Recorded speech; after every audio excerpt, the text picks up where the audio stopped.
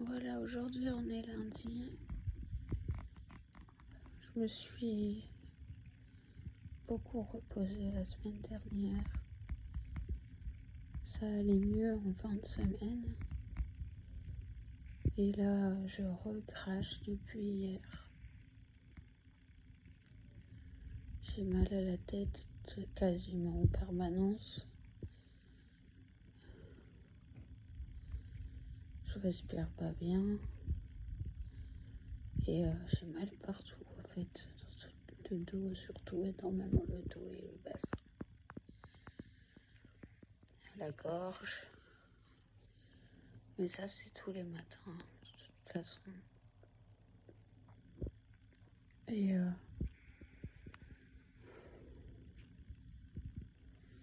toujours cette boule au niveau de la mâchoire. Là, œdème ici, œdème paupière, œdème cou, œdème main.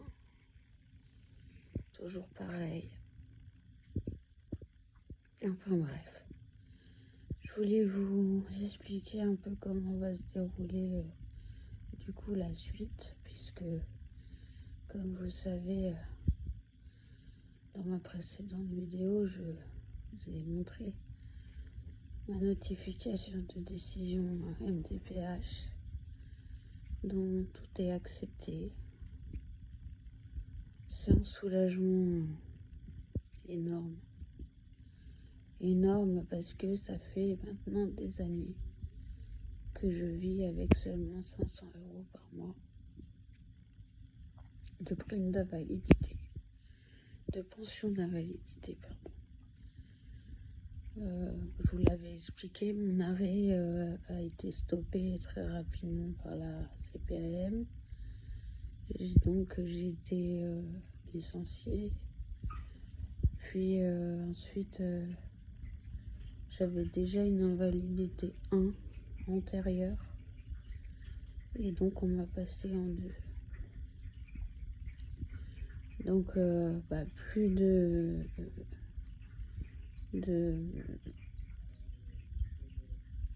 d'indemnité journalière, uniquement la pension d'invalidité, donc de 504 € je crois, et pas de complément, ni RSA ni autre, puisque comme je vous l'ai déjà dit, mon fils est apprenti et ses revenus sont considérés comme revenus du foyer. Voilà. Donc je n'ai droit à rien. Donc un gros soulagement de pouvoir avoir droit à l'AAH, comme beaucoup normalement devraient avoir.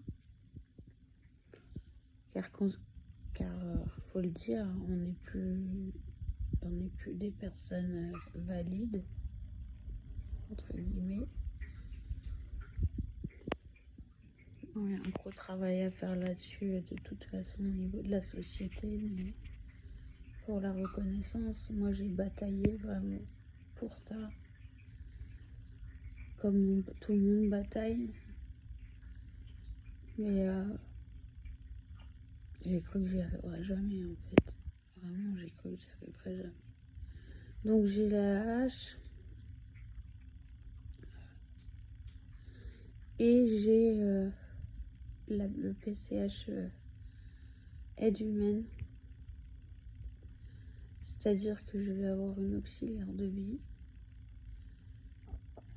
J'ai le droit à 45 heures par mois, ce qui représente à peu près 2 heures par jour, je crois, quelque chose comme ça. Enfin, sans compter le dimanche.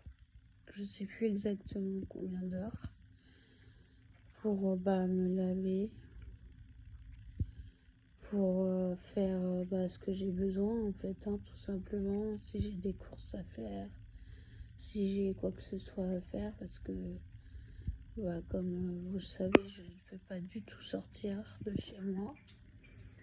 Je suis beaucoup trop faible et je fais beaucoup de chocs en fait. Donc c'est très compliqué de gérer les choses de la maison. Il y a des choses que j'arrive à faire à distance, mais il y en a d'autres que je ne peux pas faire. Les courses, par exemple, j'arrive à me faire livrer parce que j'ai trouvé un tarif raisonnable de livraison au mois.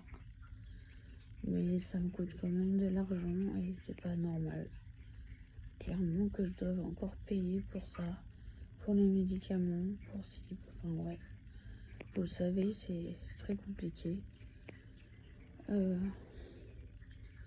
Donc l'auxiliaire de vie et l'aide technique, PCH, aide technique, pour ménager quelque chose dans mon logement en fait. Je suis en location, j'ai pas le droit de faire des travaux, etc. En attendant que je déménage, que je sois dans la capacité de déménager, parce que vous savez, j'ai un escalier ici qui est très très raide, qui mène à la porte d'entrée et qui me limite aussi beaucoup l'accès à l'extérieur. On ne peut pas aménager le domicile, donc on peut mettre quand même des petites aides techniques pour m'aider. Donc ça, c'est accepté également. Pour ça, j'ai eu, pour avoir le droit à ça, sachez que quand vous faites la demande de PCH, vous avez une expertise donc à domicile. Donc j'ai eu une expertise à domicile d'une ergothérapeute. Je me rappelle pas vraiment de ce jour-là parce que en fait elle est venue l'après-midi. J'avais demandé à un ami d'être présent parce que je sais que moi je suis tellement très fatiguée que quand je suis vraiment très fatiguée, je ne peux plus parler, je ne peux plus comprendre et je ne retiens pas. Donc elle est arrivée, j'étais couchée et finalement elle a bien vu que j'étais pas capable de quoi que ce soit. Et elle a parlé donc avec un ami qui lui a expliqué les choses, qui lui a montré mon dossier, qui lui a tout expliqué en long, en large et en travers. Et elle a bien compris que voilà, c'était vraiment pas du cinéma et que on était dans l'urgence et que fallait pas me laisser comme ça en fait, du fait que je suis toute seule. Voilà, donc je vous ai expliqué comment ça allait se passer. Je vais avoir une auxiliaire de vie, je vais avoir la hache et je vais souffler.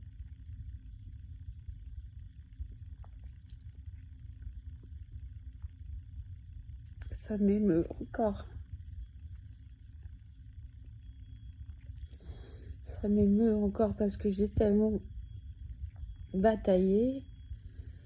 Il faut savoir que malgré mon état qui est en état sévère, j'ai eu un diagnostic en septembre 2023. Donc il y a même pas un an. Et que je ne pouvais pas faire de demande avant ça en fait. Et donc j'ai survécu en fait financièrement. Et je trouvais tellement ça anormal de tout perdre comme ça.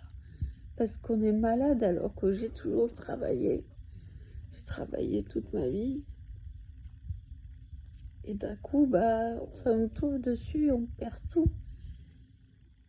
On perd notre travail, on perd notre nous en fait. On se perd nous. On n'a plus de vie et on nous enfonce encore plus. Et sachez qu'il ne faut pas vous laisser faire, il faut vraiment vous battre. Et il faut pas vous laisser parler comme on vous parle, à vous dire que c'est dans la tête, etc. Moi, j'ai toujours refusé qu'on me dise ça. Des fois, j'avais même beaucoup de mal à parler, mais j'ai toujours refusé qu'on me dise ça et qu'on me dise que j'étais dépressive. Je voulais pas entendre ça et je ne voulais pas me laisser faire, en fait.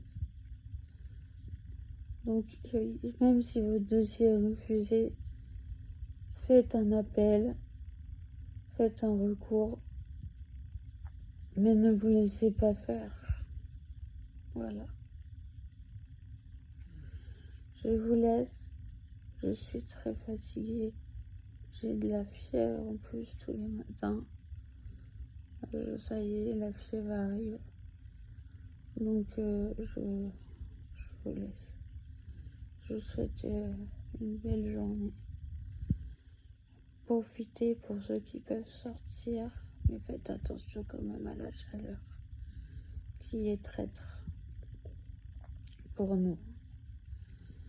Excellente journée à vous, à très vite et protégez-vous, surtout le masque, très important.